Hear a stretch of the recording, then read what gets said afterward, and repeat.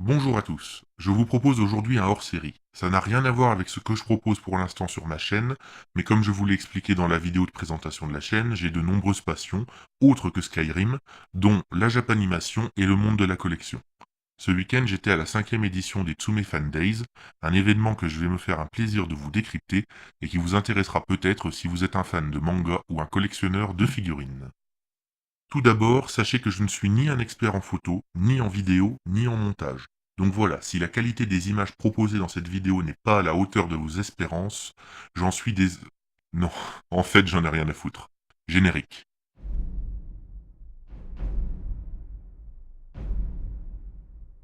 Force Roda! Non, je déconne. Je n'ai pas le budget pour faire un vrai générique. Donc vous aurez le droit à celui de Saint Seiya en fond. Des quatre coins de l'univers, quand triomphe le mal. Hein? Quoi? Tu veux celui en VO? Sérieux? T'es pénible. Mais je t'aime bien.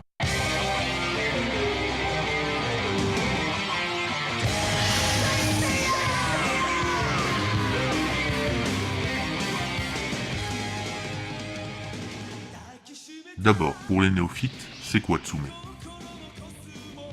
Tsume est une société luxembourgeoise créée en 2010 qui s'est spécialisée dans la fabrication de statues en résine et de figurines en PVC issues des univers manga, animé et jeux vidéo. Elle s'est diversifiée au cours des dernières années en développant une ligne de textiles, des jeux de société sous licence et hors licence, ainsi qu'un pôle divertissement.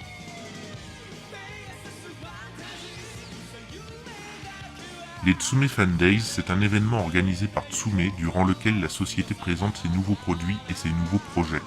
On y découvre des conférences avec différents artistes japonais qui travaillent dans le monde de la japanimation, avec les artistes et employés de Tsume, des concours, des concerts, des spectacles. C'est aussi l'occasion de rencontrer l'équipe, de poser directement des questions au staff, de faire la connaissance d'autres fans, de se faire dédicacer des bouquins, des dessins, bref de vivre sa passion durant non, cette année, les Tsume Fan Days ont duré 3 jours complets. On passe tout de suite aux nouvelles figurines proposées. Commençons par une des licences les plus appréciées des consommateurs de manga animés, Naruto. Ceux-ci ont été particulièrement gâtés en termes de sortie. Ils ont ainsi pu découvrir une statue de Kyuubi portant Naruto sur son dos. Une statue issue de la licence Naruto normale, et non Shippuden comme le reste de la gamme Tsume. Cette statue a été conçue en collaboration avec Kana qui prévoit de sortir les 220 épisodes de Naruto pas Shippuden en HD sur 30 Blu-ray. La figurine en elle-même est sympa, on voit tout de suite qu'il y a une relation particulière entre Naruto et Kurama dans la première partie du manga. Naruto est comme écrasé par les queues et donc par le pouvoir de Kyuubi, et il arbore un visage blasé, tandis que le démon renard lui semble agacé par le jeune ninja. À ma connaissance, c'est la seule résine officielle sur le marché où l'on peut voir un Kyuubi full corpus, surtout sur la licence Naruto pas Shippuden. La statue sera tirée en 1000 exemplaires dont la vente serait a priori pour le moment exclusivement réservée à ceux qui étaient présents au Tsume Fan Days. Il faut savoir qu'elle coûte 800 €, les 30 Blu-ray HD compris. Je ne peux pas trop commenter le prix étant donné que l'on n'a pas eu le détail du prix de vente des Blu-ray tout seul, quand ils sortiront dans le commerce. Une pièce qui ne sera pas à la portée de toutes les bourses, mais qui ravira les fans inconditionnels de Naruto, de la première partie de l'anime, et des amateurs de Blu-ray évidemment. À voir si cette statue sera proposée un jour sans les Blu-ray, et si oui, à quel prix. Elle avait été annoncée suite à un vote des fans, la nouvelle Gaara de la licence Naruto Shippuden cette fois, est sortie. Elle reprend cette scène de Gaara protégée par l'amour de sa mère sous la forme d'un golem de sable. Cette statue est énorme. Le travail accompli est prodigieux. Alors je suis moins fan de la pose statique de Gaara, mais alors la pose dynamique, c'est un régal pour les yeux. Car oui, mesdames et messieurs, la statue sera proposée avec 2 Gaara, avec normalement un socle tout simple pour exposer celui qui ne sera pas sous le golem. Elle coûte 600 €, par rapport aux précédentes Tsume Fan Days où l'on avait pu acquérir Killer Bee pour 500 €, je dirais qu'elle les vaut amplement. Sachant que pour avoir la première version de Gaara, qui est la toute première statue de Tsume, il faut débourser pas loin de 2000 € sur les sites de vente d'occasion pour l'acquérir. Dès lors, 600 € pour cette nouvelle statue ultra boostée par rapport au premier modèle, pour 1800 pièces, ça ne me paraît pas déconnant. La gamme Extra en PVC se voit garnie de 3 nouvelles têtes, à savoir Hashirama, Tobirama et Sarutobi. Les 3 figurines sont magnifiques, à un prix correspondant aux autres modèles de cette gamme, c'est-à-dire entre 60€ et 68€ selon le modèle. Certains ont pu repartir avec ces figurines car elles étaient en vente sur l'événement. On regrette peut-être l'absence d'une offre commerciale pour l'achat groupé des 3, ça aurait pu être sympa, mais il y avait d'autres offres en cours, notamment pour l'achat de Saitama et Genos, ainsi que pour l'achat combiné d'Itachi, Obito et Hinata. Elle était attendue depuis longtemps, Krillin a fait son apparition dans une HQS démentielle, disponible à 2000 exemplaires. L'équipe de Tsume a réussi à faire de ce personnage secondaire mais culte un véritable trésor en matière de statut. Krillin est badass. Il défonce 3 Saibamen, alors désolé pour la prononciation, sur les 4 présents sur le socle, avec des vagues de lumière qui s'illuminent par LED. C'est une pièce incroyable qui justifie à mon avis les 600€ fixés par Tsume. Certains auraient peut-être préféré un Krillin plus simple avec un prix plus abordable pour un personnage secondaire, mais ça aurait été dommage de se priver d'une pièce d'une telle qualité. Alors, je n'ai jamais vu un épisode de One Piece. Mais ce qui est sûr, c'est que la HQS Plus de Trafalgar Law est une tuerie en matière de sculpture et de peinture. C'est une beauté absolue. Je ne connais pas le personnage, donc j'aurais du mal à vous dire s'il mérite ou non d'être proposé en HQS Plus, qui est la gamme la plus grande de Tsume. Enfin, plus grande, on verra tout à l'heure que ce n'est plus le cas. Mais ce qui est sûr, c'est qu'ils ont réussi à capter mon attention malgré mon manque d'intérêt certain pour la licence. Le prix de 1000€ fait beaucoup débat, sachant que le personnage étant assis, on n'atteint pas la hauteur d'un Broly, ni le volume d'un Kyuubi Hashirama, qui était proposé au même prix. Personnellement, je l'aurais casé en termes de prix entre Vegeta, qui était à 700€, et les 2 autres précédemment cités, donc oui, le prix de 1000€ était une surprise. Je n'ai à ce jour pas assez d'éléments pour expliquer ce tarif par rapport au nombre d'exemplaires, soit 1800 pièces. La dernière statue proposée au cours du Tsume Fan Day 5 était la HQS Plus d'Athéna en 800 exemplaires. Tsume nous propose le colossal buste de la statue de la déesse devant lequel se trouve Saori. C'est difficile de s'en rendre compte sur photo, mais en vrai, le diorama en entier est terrible. Alors c'est inexposable pour quelqu'un qui vit dans une maison ou un appartement de taille normale, surtout si tu veux mettre les chevaliers de bronze, voire les chevaliers d'or de la gamme HQS autour, mais rien que de l'imaginer, c'est grisant. Quelques défauts à revoir peut-être sur le sceptre de Saori qui était légèrement tordu, et, c'est mon avis personnel, sur le sceptre en lui-même qui fait un peu cheap et qui mériterait peut-être un matériau métallique pour un meilleur rendu. Quant au prix, 1500€ pièce, voilà, c'est cher, mais en termes de volume de la statue, si on est fan de la licence, si les quelques défauts sont retravaillés, ça les vaut. Par contre, même étant fan absolu de Saint Seiya, c'est clairement au-dessus de mes moyens, et je n'aurai sûrement jamais la place de l'exposer. C'est dur, mais je ne peux que l'accepter. Elle était attendue depuis longtemps aussi, je la place là parce qu'on nous a proposé en réalité uniquement un prototype de la scène Guts et Griffiths versus Zod. Non, pas ce Zod, celui-là. J'attends de l'avoir terminée et peinte pour donner un avis objectif. Ce qui est sûr, c'est que le dynamisme est saisissant, que c'est une statue imposante, que comme Athéna, ça ne va pas être évident de l'exposer chez soi, et qu'en plus, comme elle est conçue à 360 degrés, si on n'a pas la possibilité de tourner autour, on va perdre une partie de la visualisation du diorama. En gros, soit tu caches un des 2 héros, soit tu leur mates le cul, soit tu mates le cul de la grosse bébête. Et ça, c'est un peu embêtant. La licence de Renaud Lemaire n'a pas été oubliée et elle se verra gratifiée d'un nouveau personnage, Saba. Je ne connais pas la licence, mais le personnage m'a bien fait triper, notamment avec ses 2 têtes, dont une totalement défoncée, que je vous laisse admirer.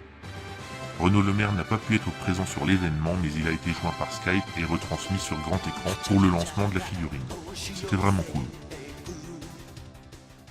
Et oui, la gamme HQS Plus n'est plus la gamme la plus grande proposée par Tsume, puisque la société se lance dans la production de bustes à l'échelle 1/1, c'est-à-dire en taille réelle. Nous avons pu ainsi découvrir un Predator bien flippant sur lequel il sera possible de choisir les accessoires au moment de la commande. Un autre buste a fait son apparition le lundi matin sans qu'il y ait eu d'annonce à ce propos, une sorte de bête à cornes, un mélange entre un dieu de la série The Magicians et un démon de Buffy contre les vampires. Personnage mystère qui nécessitera quelques éclaircissements à n'en pas douter. Bien sûr, les bustes concerneront également l'univers manga, une des pièces n'ayant pu nous être dévoilée pour cause de non-validation par les ayants droit. Bouh! Je ne peux pas trop vous en parler. Sachez juste que ça concerne une licence bien connue des clients de Tsume et des fans de Japanimation, et plus précisément du personnage principal de l'œuvre. A savoir également que cette gamme sera normalement fabriquée dans une usine directement au Luxembourg, et ça, pour nous autres Européens, je trouve que c'est bien. Tsume a décidé de créer ses propres mangas, nous avons donc eu les présentations de 2 nouvelles licences. Ragnarfall est un manga shonen s'inspirant de la mythologie nordique. Il est dessiné par Shizuha et scénarisé par Marujilushi, un individu bien connu sur le marché des statues et figurines puisqu'il s'agit en réalité de Cyril Martiol, le patron de Tsume en personne. On peut compter sur lui pour nous faire rêver avec un scénario de dingue, des personnages hauts en couleur, et surtout pour sortir les figurines de ces personnages dans les années à venir. La première figurine, HQF, en PVC a d'ailleurs été présentée, il s'agit du personnage principal, Adlaric, et c'est clair qu'il envoie du pâté. L'épisode 0, la préquelle de Ragnarfall, a été offerte en exclusivité aux participants du Tsume Fan Days. Une aventure qui, si on ne l'a pas lue, n'empêchera pas la compréhension de l'œuvre lorsqu'elle sortira début 2019, mais qui donne un avant-goût de l'univers. Les chapitres de ce manga seront disponibles gratuitement en version numérique et comporteront une 40aine de tomes. J'espère profondément voir un jour un manga français adapté en animé, un projet qui trotte visiblement dans la tête de Cyril. Imperium Circus est aussi un manga shonen à l'initiative de Cyril Martiol, mais cette fois dessiné par Guillaume Lapère et Alexandre Demasias, et scénarisé par Robin Dahl Armelina. Tsume nous a proposé également une préquelle d'Imperium Circus, ainsi qu'une exposition de dessins et textes en rapport avec l'univers. C'est une tuerie. L'univers est phénoménal, l'ambiance est délirante et à la fois vachement sérieuse. J'ai perçu de solides inspirations comme Hunter x Hunter, et je n'ai qu'une hâte, découvrir le tome 1 d'ici la fin de l'année.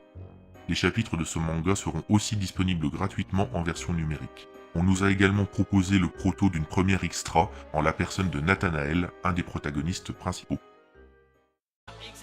À travers un jeu concours, Cyril nous a présenté un nouveau manga appelé Paperman. Pas beaucoup d'informations dessus, juste qu'il s'agit d'un mélange parodique entre le shonen et les mangas délirants tels que Nicky Larson ou le collège Foufoufou. Oui, là je pense que les moins de 30 ans ne voient absolument pas de quoi je parle. Coup de vieux. Le TFD5 a eu la chance de recevoir la visite de Masashi Kudo, que nous avions déjà pu rencontrer au Tsume Fan Days 3, Shigeyasu Yamauchi, Masahiko Okura et Saori Nakashiki. Ils ont pu intervenir durant des conférences et procéder à des dédicaces sur lithographie tout au long du week-end.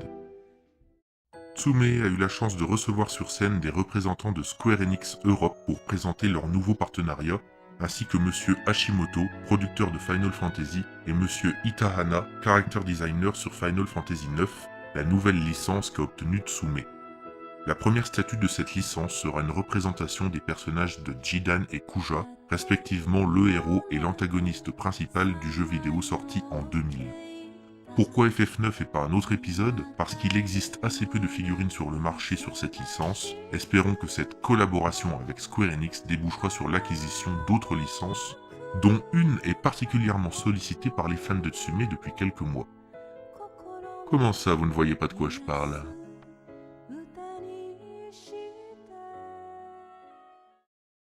La nouvelle collection Iki est clairement une réussite. Pour ceux qui aiment se promener avec des fringues originales qui rappellent les univers manga de façon subtile, c'est l'idéal. La gamme de suites zippées Evangelion est mortelle. Les nouveaux polos sont classe, les casquettes arrivent pile au bon moment pour l'été. Une nouvelle collection qui rassure un peu les fans de la première heure qui trouvaient les derniers modèles Cult Edition trop placardés et fringues de geek à leur goût en raison des scènes épiques affichées au dos des polos.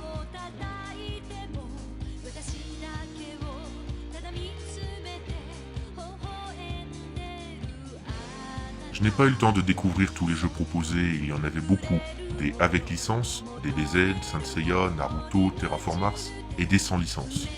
J'ai beaucoup aimé Mao, et le jeu de pirate imprononçable était plutôt cool aussi. En tout cas, l'espace jeu était bien plus étendu que lors de l'édition précédente, il y avait toujours quelqu'un pour expliquer les règles de chaque jeu, et Yoka avait son propre coin boutique, et ça c'était plutôt pas mal. Si les dédicaces auprès des invités japonais étaient réglées comme du papier millimétré, du côté de Ragnafall et Imperial Circus, les choses étaient plus compliquées. Les files d'attente étaient longues et les membres du casting pas toujours au complet, surtout du côté de Ragnafall puisque Cyril avait d'autres choses à gérer en plus de son rôle de scénariste. C'était une première, espérons le même genre d'inscription et de planning que pour les japonais lors de la prochaine édition. Quant au shikishi proposé graphiquement par le coin des artistes, le travail est toujours de qualité, les dessinateurs ont quasiment travaillé non-stop durant les 3 jours. Pour cela, je leur tire mon chapeau. Il est simplement dommage de voir certains participants allègrement gruger les files d'attente en échangeant leur place avec d'autres pour accumuler une collection de dessins quand certains galèrent à en avoir ne serait-ce qu'un seul. Longtemps attendu par les clients, le système de fidélité a été expliqué aux personnes présentes.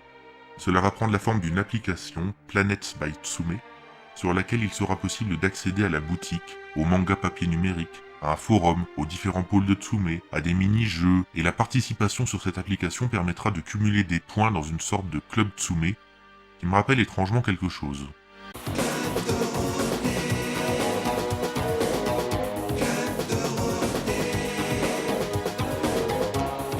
Bref, avec ces points, on devrait avoir accès à des produits exclusifs. Cette conférence aurait mérité peut-être la présence de Cyril sur scène pour éclaircir certains points, notamment si le système de fidélité prendra en compte la rétroactivité des achats très anciens ou les achats chez les magasins premium. Pour ceux qui attendaient une annonce simple et claire du style « Pour X € achetés chez Tsume, vous cumulez Y € de bon d'achat ou Z% de réduction sur votre prochain achat », j'imagine qu'il y a des déçus. Personnellement, j'attends de voir la proposition finale et les éclaircissements de Cyril. Cette application devrait être disponible en fin d'année 2018. Convivialité, bonne humeur, moment de folie étaient au rendez-vous. Victor, malgré les huées traditionnelles et convenues, a su mener sa barque jusqu'au bout. On apprécie de découvrir les nouvelles statues en live en même temps que ceux qui ont foncé tête baissée dans la galerie grâce à l'écran géant et Marie, la co-présentatrice présente sur place, même si, à titre personnel, j'aurais peut-être préféré pour chaque statue une mise en scène animée comme pour Genos au TFD 4, avant de passer sur le direct dans la galerie. Les spectacles proposés étaient top. Un mentaliste, hypnotiseur, dragueur a réussi à transformer certains participants en danseurs bourrés, en Super Saiyan et même en Sailor Moon. Seul regret, ne pas avoir vu la team Tsume se faire hypnotiser. Je suis sûr que Cyril aurait fait une Sailor Moon rayonnante. Les 2 humoristes du dimanche soir ont fait pleurer de rire l'assemblée et la représentation de Princesse Leia, pour ce que j'ai pu en voir car j'ai dû partir avant la fin, était totalement délirante. Petit quoi qu'ils ont dû refaire les balances juste avant le concert car la config avait été perdue, c'est un peu chiant mais ça fait partie des imprévus du direct. Les repas, sans aide de la grande gastronomie, alternaient entre snacks de qualité et assiettes bien garnies. Personnellement, je me suis régalé à tous les repas, mais ça, les goûts et les couleurs... Bref. Il faut que j'arrête de dire bref. Le musée Tsume, pas toujours ouvert, et parce qu'ils avaient décidé d'exposer les statues à l'air libre. Donc cela nécessitait la présence constante du personnel de Tsume durant les visites pour éviter un trop-plein de foule, empêcher les curieux de toucher avec autre chose que leurs yeux, bref, gérer le flux de visiteurs. Et j'ai encore dit bref. Les jeux d'arcade toujours au rendez-vous.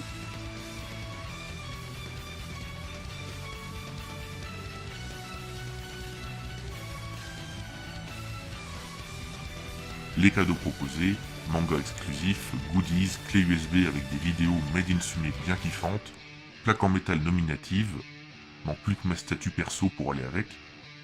Les confiseries offertes, c'était original. Par contre, sérieusement, c'était quel parfum le granit et tout bleu.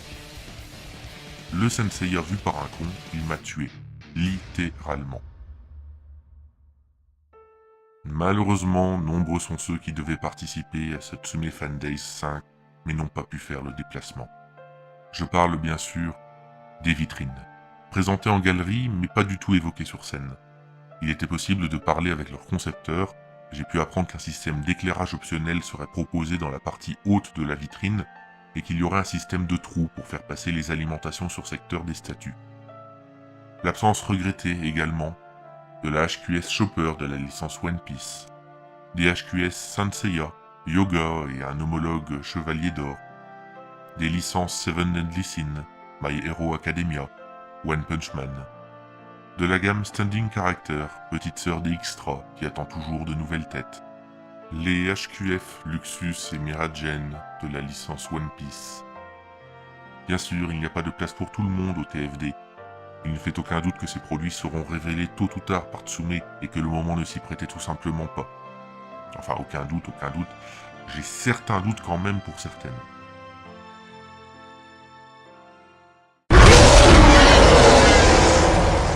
Il faut bien l'avouer, Tsume a poussé ses prouesses techniques sur les statues présentées au TFD. Résultat, 2 HQS à 600 €, une à 800 € avec 30 Blu-ray compris dedans, une HQS Plus à 1000 € et une HQS Plus à 1500 €. Cela représente une sacrée somme pour les collectionneurs, surtout lorsqu'on cumule plusieurs licences. La question qui se pose est de savoir si les prochaines statues Tsume resteront dans cette tranche de prix ou si l'on aura la chance de revoir à nouveau des HQS peut-être un poil plus simples mais à un prix plus abordable, ou des HQS Plus à 3 chiffres. Et je vous vois venir, non, 999 € ce n'est pas à 3 chiffres. À 1 € près, faut pas déconner. Ce sont ceux qui estiment que Tsume devrait être capable de fournir une statue 1 an grand maximum après sa précommande. Toutes les dates annoncées pour ces nouvelles pièces étant fixées sur 2020, il ne fait aucun doute que les impatients bouent. Mais bon, ce sont les mêmes qui croient que Tsume met l'argent des précommandes pendant 2 ans sur un livret A pour faire fructifier les intérêts. Preuve qu'ils n'ont jamais mis les pieds dans un cours d'économie d'entreprise. Bref, Tsume, prenez votre temps. La qualité prend du temps. Essayez juste de nous prendre un peu moins d'argent quand on aime plusieurs licences en même temps. D'autant que Manu Premier et ses collecteurs de taxes passent avant vous.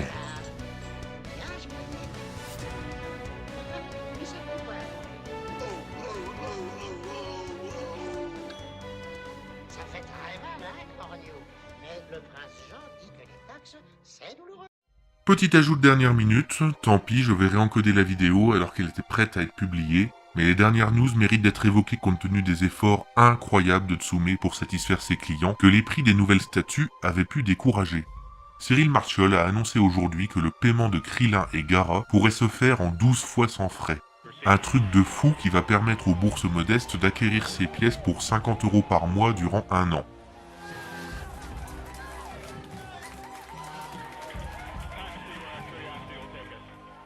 Autre information, le prix de la HQS Plus de Law passe à 800 € au lieu de 1000 grâce à une nouvelle proposition tarifaire de l'usine. C'est un truc de malade. Je n'ai jamais vu un patron aussi à l'écoute de sa communauté. Le 8e Hokage, c'est lui.